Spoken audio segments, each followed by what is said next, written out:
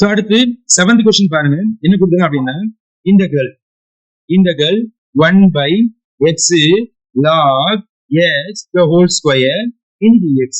இதை கொஞ்சம் சேஞ்ச் பண்றேன்னா இன்டெகிரல் இதுவும் டிவிஷன் தானே. இப்ப என்ன பண்றேன், இந்த டிவிஷனை நான் 1 by x நான் போடுறேன் மேல, divide by log x the whole square கொடுக்கலாம்ப்பா.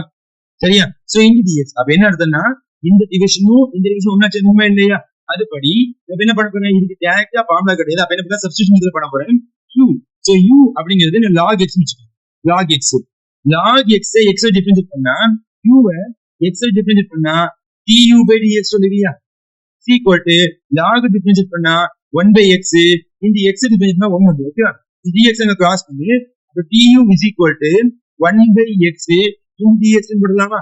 நல்லா கவனிச்சு பாரு, இப்ப இந்த ஸ்டெப்ல 1 by x in dx அப்ப இதுக்கு தான் இங்க du ன்னு போட்டுக்கலாமே இல்லையா. அப்ப ஈக்குவல் டு இன்டெகிரல் இந்த மொத்த ஸ்டெப்ல du போட்டோம். சரியா? இங்க 1 by the log x க்கு u ன்னு போடலாமா, இது ஸ்கொயர் இருக்கிறதுனால இது u ஸ்கொயர் போடும். சரியாப்பா? ஈக்குவல் டு இந்த u ஸ்கொயர் மேல என்ன பவர் -2 ஆகுமா இல்லையா. இப்ப integral so u power -2 into du.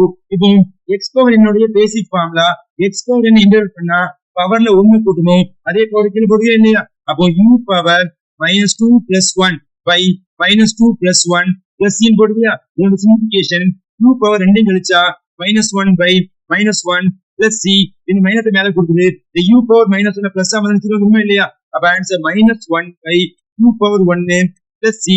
Question x இருக்கனால u. சோ u ங்கிறது யாருமா log x. அப்ப answer -1 by log x plus c.